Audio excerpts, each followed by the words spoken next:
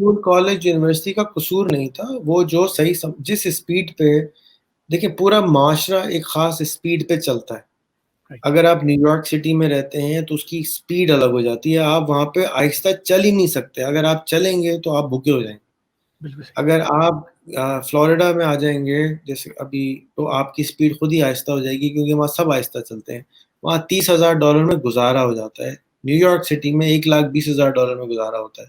تو اگر آپ کراچی آئیں گے تو آپ کی اسپیڈ خود ہی تیز ہو جائے گی، آپ عارف والا چلے جائیں گے، آپ کی اسپیڈ خود ہی سلو ہو جائے گی، کیونکہ آپ کو زیادہ پیسوں کی ضرورت ہی نہیں ہے. ضرورت ایجاد کی ماں ہوتی ہے. ہم بندے، میں تو کہتا ہوں پیٹرول $500 لیٹر کر دینا چاہیے. میں سمجھتا ہوں بجلی کا بل 4 گنا مہنگا کر دینا چاہیے، کوئی سبسڈی نہیں ہونی چاہیے. کیوں؟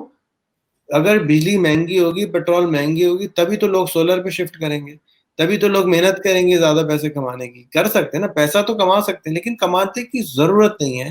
وہ یار اللہ کا شکر ہے خود سے گزارا ہو رہا ہے، 2-4 دن بھوکے رہیں گے، بھاگیں گے، ہاتھ پیر ماریں گے. ابھی میں نے کل کسی سے کہا، کہتا ہے ٹماٹر $2 کلو ہے. میں نے کہا سکھا دو، میں $10 کلو خریدنے کو تیار ہوں. کہتا ہے سر بڑی محنت کرنی پڑے گی، گائے بھینسیں کھا لیں گی، کوئی مسئلہ ہی نہیں ہے. وہ یار اس کو پیسوں کی ضرورت ہی نہیں ہے. تو جب اس کو ضرورت نہیں ہے تو ہم کیسے اس کو سکھا سکتے ہیں؟ اس کو ضرورت پڑے گی، اس کا رینٹ بڑھے گا.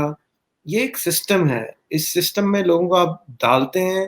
یہ خود دبئی میں جا کے خود ہی بندہ زیادہ محنت کرتا ہے، اس کو فراری مرسڈیز فلانا نظر آتی ہے، اس کے اندر لالچ آتا ہے، لالچ کے چکر میں وہ محنت زیادہ کرتا ہے، وہ خرید ہی نہیں سکتا سستا اپارٹمنٹ. سنگاپور میں جاتا ہے، $50,000 سے کم میں وہ سروائیو ہی نہیں کر سکتا. پاگلوں کی طرح 2-2 3 لوگ جاب کرتے ہیں، روبوٹ رہتے ہیں اس ملک میں، صبح سے شام تک کام ہی، زندہ ہی کام رہنے کے لیے. یہ بھی over other side of the story ہے. تو ساری دنیا، بہت دنیا گھومنے کے بعد ساری دنیا دیکھی، آدھی بھی نہیں دیکھی، 80 ملک 85 ملک ہے. تو اس کو دیکھنے کے بعد یہ پتہ چلا کہ آپ کو ایک سسٹم کریٹ کرنا پڑتا ہے. جیسے کرونا کا سسٹم کریٹ ہو گیا، آپ نے اٹھا کے ڈنڈا کیا، گھر میں بیٹھ جاؤ. اب اس سسٹم سے کچھ لوگ فائدہ اٹھا رہے ہیں، اور بہت لوگ فائدہ اٹھا رہے ہیں، بہت لوگ اپ گریڈ ہو رہے ہیں. ایسا نہیں ہے کہ نہیں ہو رہے، الحمدللہ بہت زیادہ 35% تقریباً تو فائدہ ہوا ہی ہے ہر چیز کو ٹیکنالوجی کے بزنس میں منیمم. اگر ہم اس کو اور ایکسلریٹڈ گروتھ کرنا چاہتے ہیں، اگر عمران خان واقعی غربت ختم کرنا چاہتے ہیں، اگر ہمارے پالیٹیشین واقعی غربت ختم کرنا چاہتے ہیں، سب سے پہلے کسی کو بھیک نہیں دیں. سب سے پہلا کسی کو بھیک دینے کی ضرورت نہیں ہے. اگر کوئی بڈھی عورت ہے، کام نہیں کر سکتی، 70 سال کی ہے، 65 سال کی ہے، چلو ایگریڈ دے دو. کوئی بچہ ہے 2 سال کا، وہ کچھ نہیں کر سکتا، 3 سال کا، 5 سال کا، 8 سال کا نہیں کچھ کر سکتا، اس کی کفالت آپ ضرور کریں. لیکن ایک ہٹا کٹا انسان 18 سال کا، 16 سال کا، آپ اس کو پیسے دے رہے ہیں، وہ کہاں سے کام کرے گا؟ وہ کس خوشی میں کام کرے گا؟ اس کو ضرورت ہی نہیں کام کرنے کی. پھر اس کے خرچے کم ہیں، اس کو یہی نہیں پتا کہ میں کیا کر سکتا ہوں، تو وہ جب اس کے خرچے کم ہیں تو وہ پیسے بڑھانے کی کوشش نہیں کرتا. ایک صاحب تھے، وہ مسجد گئے تو ایک صاحب دعا مانگ رہے تھے، اللہ میرے خرچے بڑھا دے، یا اللہ میرے خرچے بڑھا دے، یا اللہ میرے خرچے بڑھا دے. وہ کہتے ہیں کہ ساری دنیا کہتی ہے خرچے کم ہو جائیں، آپ کہہ رہے ہیں خرچہ بڑھا دے، تو یہ کیا کر رہے ہیں؟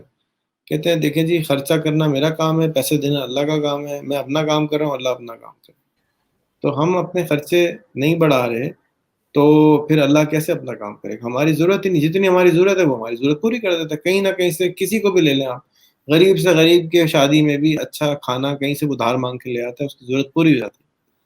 تو اگر وہ ضرورت پوری کرنے کی کوشش کرے تو، لیکن وہ کوشش ہی نہیں کرے گا، بیٹھا رہے گا تو بھوکا مرے گا. آج کے زمانے میں پاکستان کو غریب نہیں ہونا چاہیے. پاکستان کے پاس ہر چیز موجود ہے، انٹرنیٹ موجود ہے، اسمارٹ لوگ موجود ہیں، محنتی لوگ موجود ہیں. ہم لوگ کام چور نہیں ہیں، ہم لوگ محنت کرتے ہیں، لیکن کوئی نیا کام نہیں کرتے، بس یہ پرابلم.